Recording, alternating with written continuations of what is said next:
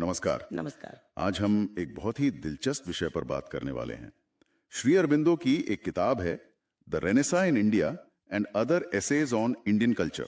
उसमें एक निबंध है इंडियन पॉलिटी 3। हम उसी पर आज गहराई से चर्चा करेंगे। कभी सोचा है कि आज की जो पार्लियामेंट्स है इनसे हजारों साल पहले भी कोई लोकतांत्रिक व्यवस्था हो सकती थी, जहां गांव अपने आप में एक तरह से गणराज्य थे और राजा वो शायद सर्वशक्तिमान था ही नहीं। हाँ बिल्कुल। और श्री अरबिंदो इसी प्राचीन भारतीय राजनीतिक व्यवस्था की परतें खोलते हैं। वो बताते हैं कि ये सिर्फ राज्यों और साम्राज्यों की कहानी नहीं थी, उससे कहीं ज्यादा गहरी, कहीं ज्यादा व्यवस्थित थी। और इसकी नींव थी समुदाय की स्वतंत्रता। मतलब ये कोई ऊपर से थोपी हुई चीज नहीं थी। अच्छा, तो चलिए इसी निबंध के जरिए इस अनोखी व्यवस्था को समझने की कोशिश करते हैं। ग्राम गणराज्यों की ये शाश्वत गाथा। तो इसकी नींव क्या थी, ये शुरू कहां से होता है? देखिए, श्री अरविंदो के अनुसार जो इसका मूल सिद्धांत था वो था the principle of an organically self determining communal life. Organically self determining communal life मतलब सहज रूप से। हाँ, मतलब समाज का जीवन ऊपर से तय नहीं होता था। हर समुदाय, हर इकाई वो स्वाभाविक रूप से अपना जीवन, अपना शासन तय करती थी। जैसे कोई पौधा अपने आप बढ़ता है वैसे। तो इसका मतलब यह हुआ कि व्यक्तिगत आजादी से ज्यादा जोर समुदाय की सामूहिक स्वतंत्रता पर था, उसके अपने तरीके से जीने पर। हाँ, कह सकते हैं व्यक्ति की स्वतंत्रता समुदाय के स्वस्थ जीवन में ही देखी जाती थी। समुदाय पहले था और इस सिद्धांत का सबसे ठोस रूप हमें गांव में दिखाई देता है। हाँ, गांव। आपने कहा था कि गांव एक तरह से गणराज्य थे। श्री अरबिंदो उन्हें क्या कहते हैं? वो उन्हें कहते हैं अंग्रेजी में the stable unit, the firm grain और indestructible atom of the social body. Indestructible atom, अविनाशी अणु। बिल्कुल, समाज रूपी शरीर की सबसे स्थिर इकाई ये गांव। आप सोचिए, हजारों साल तक काफी हद तक आत्मनिर्भर छोटे गणराज्य जैसे थे। अपनी पंचायतें, अपना न्याय, शिक्षा, सुरक्षा, अपनी आर्थिक जरूरतें सब खुद देखते थे। कमाल है।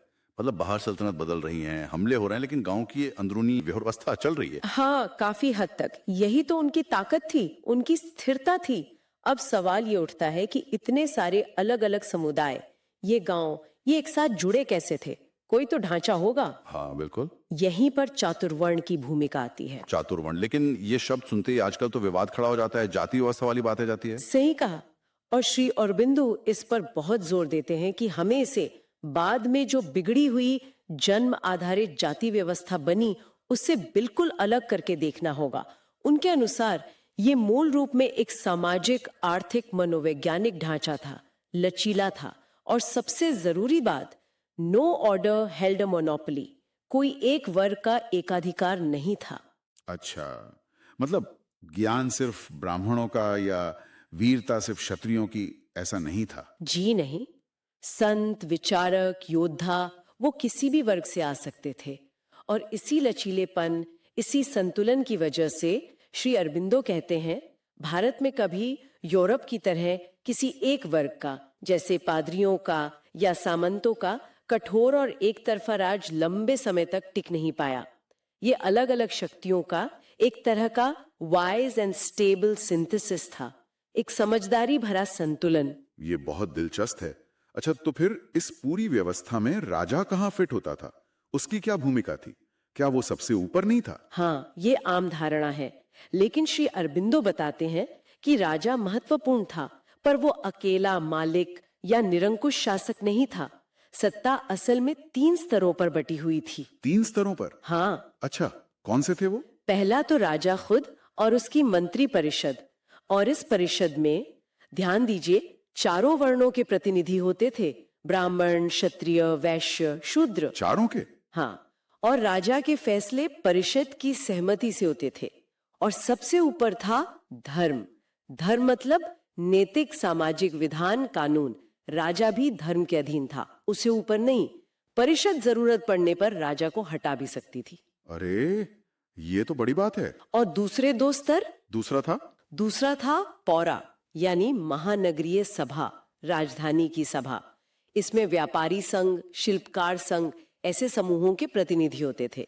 ये शहर के मामले तो देखते ही थे, राजा की नीतियों पर भी इनका असर होता था। और तीसरा था जानपद। ये राजधानी के बाहर के जो गांव या नगर थे उनके प्रतिनिधि या उनकी सभाएं थीं। टैक्स लगाना है, युद्ध करना है, ऐसे बड़े फैसलों पर इनकी सहमति जरूरी मानी जाती थी और ये कुशासन का विरोध भी कर सकते थे। तो ये सिर्फ सलाह देने वाले नहीं थे, मतलब इनकी चलती थी। बिल्कुल। श्री औरोबिंदो उन्हें कहते हैं पार्टनर्स इन सॉवरेनिटी, संप्रभुता में भागीदार। असली शक्ति समुदाय और उनकी सभाओं में थी। राजा उस व्यवस्था का एक महत्वपूर्ण हिस्सा था, पर पूरी व्यवस्था नहीं। तो फिर राज्य का मतलब राजा और उसकी सरकार का मुख्य काम क्या था, अगर वो सब कुछ कंट्रोल नहीं कर रहे थे तो? उनका काम कंट्रोल करना कम और समन्वय करना ज्यादा था। बाहरी खतरों से रक्षा करना, व्यवस्था बनाए रखना, जरूरी सुविधाएं देना, कला, साहित्य, संस्कृति को बढ़ावा देना, उनका संरक्षक बनना। ये एक ऐसी व्यवस्था थी, जैसा श्री अरबिंदो लिखते हैं, जो नीदर एन आर्बिट्ररी ऑटोक्रेसी और bureaucracy nor a machine oppressing or replacing life of a great and stable civilization and a free and living people थी। मतलब ना तो मनमानी तानाशाही, ना नौकरशाही, ना ही जीवन को कुचलने वाली कोई मशीन, बल्कि एक महान स्थिर सभ्यता और स्वतंत्र जीवंत लोगों की व्यवस्था। सही।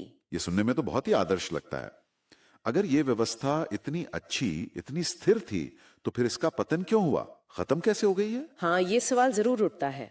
श्री अरबिंदो मानते हैं कि समय के साथ बाहरी आक्रमणों का दबाव बहुत बढ़ गया और शायद उससे भी ज्यादा अंदरूनी तौर पर वो सांस्कृतिक और आध्यात्मिक जीवंतता कम हो गई। वो लचीलापन, वो सामंजस्य धीरे धीरे खत्म होता गया और ये जटिल व्यवस्था कमजोर होकर बिखर गई। तो कुल मिलाकर बात यह है कि श्री अरबिंदो हमें दिखाते हैं कि प्राचीन भारत ने एक ऐसी राजनीतिक व्यवस्था बनाई थी जो केंद्रीकरण पर नहीं, बल्कि समुदाय की स्वतंत्रता, स्वशासन और धर्म यानी नैतिक विधान पर आधारित थी। राज्य समाज का सेवक था, मालिक नहीं। वाकई ये एक बिल्कुल अलग तस्वीर पेश करता है और ये सोचने पर मजबूर करता है कि क्या समुदाय को इतनी अहमियत देने वाला ये विकेंद्रीकृत स्वाभाविक स्वशासन का प्राचीन भारतीय मॉडल आज के हमारे केंद्रीकृत राष्ट्र राज्यों के लिए, या जहां व्यक्ति और समाज के बीच हमेशा एक तनाव बना रहता है, वहां के लिए कोई प्रेरणा दे सकता है, कुछ सीखने को मिल सकता है? ये सोचने वाली बात है। धन्यवाद। जय भारत माता, जय श्री अरविंदो, जय श्री मां।